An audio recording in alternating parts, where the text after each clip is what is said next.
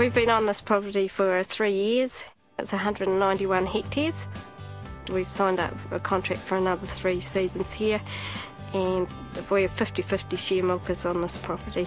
We have 3 full-time staff, and we milk 725 cows through a 40-bale rotary shed.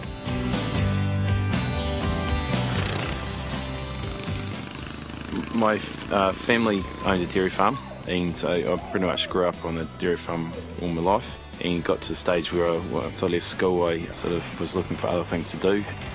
Sort of did the OE and ended up in Australia after a few months. Decided to get a job in the mines. I worked there for 5 years driving road trains, and that's where I met my wife Rachel. There were some major accidents at the mine, sort of rolling over of vehicles and some major injuries, and there was a fatality there as well. Yeah, it's just kind of brings home how simple accidents can happen, and that a simple accident can be a tragedy. Gold mining wasn't really the lifestyle for a family, so we decided to move back to New Zealand and go back to the dairy farming, which we knew. We felt that it was really important that we brought identifying hazards into our business when we got home.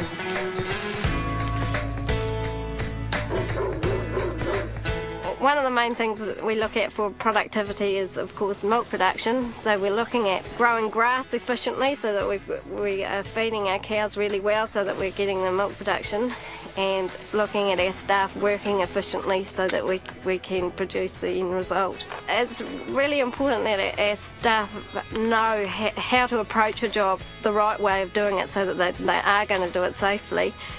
Because if something does happen, then there's going to be a lot of downtime if there's an accident, and the job's not going to be done how we're wanting it to be done. Farming in general is not perceived to be very dangerous, but in reality there's a lot of things that we do in every day-to-day work that has potential to cause harm. Just with the changing nature of farming, you just come across all sorts of stuff, and you've got new stuff coming onto the farm and into the business all the time, that you kind of have to work out whether it's dangerous or not. Everyone talks about farming as being sustainable, and that's the same with our staff. We can't just keep chewing through people because we've got them injured all over the place and stuff like that. So for us, we sort of sat down and thought, well, the last thing we want is to have even minor injuries. We have set up different manuals so that our staff know what is expected of them. It has our policy in the front of the manual, and our responsibilities and our employees' responsibilities as well. And it goes through all the hazards that we've identified on farm. Some of the hazards and dangerous stuff on the farm that we've identified is the machinery. Just operating machinery, and just the terrain on the farm's changing. It's not always the same every time you drive over a certain area, in the wet and stuff like that. Other hazard is working with animals. Once again, they're unpredictable and large as well, so it's easy to be trapped somewhere or crushed. And then we've got our motorbikes. That's a definite one for changing sort of surfaces for riding on. The tracks can become quite slippery, and there's effluent pipes and stuff like that in some paddocks that can be almost lethal. We've found a huge improvement in the productivity of our business by feeding our staff. Our staff tend to get home and drink a bottle of Coke and have a packet of chips, and that's them for the night. And they sleep in the next day, or they're really lethargic during the day and they're tired. So when we implemented feeding them, noticed a huge difference. Very limited sleep-ins, and staff are a lot more active during the day. This farm is pretty good compared to the others I've worked on.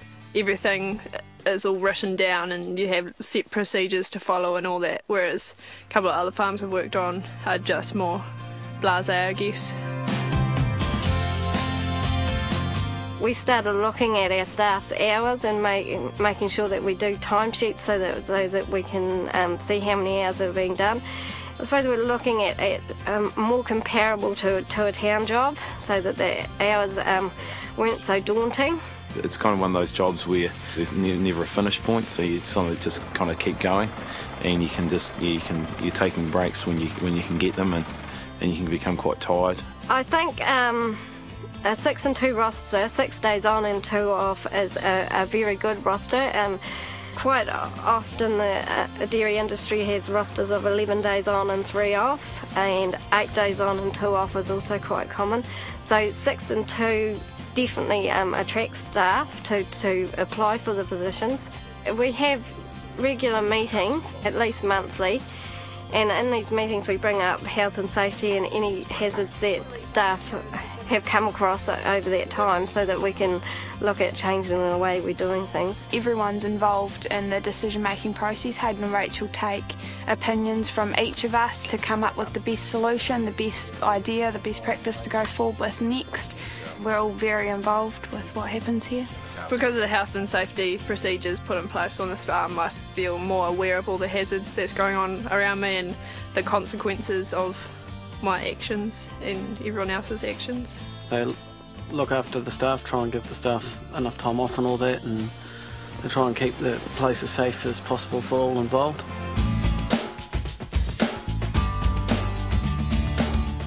We have a full induction program, so we have a condensed form induction folder for each staff member that comes on site, and that has got all our emergency procedures in there, copies of the farm maps, condensed form of all the hazards that are on site, and also some things like first aid, and then their training schedules as well. Our staff training starts from about the first day they arrive on the farm, and by then we've kind of got an idea of what they know about dairying, and we sort of sit down with them, try and tailor-make a training program. And as they go on farm and start doing the tasks, they're introduced to the hazards as they go on to each task.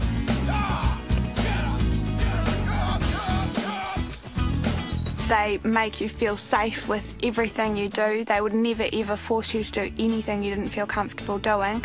Alternatively, they'd go out with you and they'd help you find a new way to do it that was safe.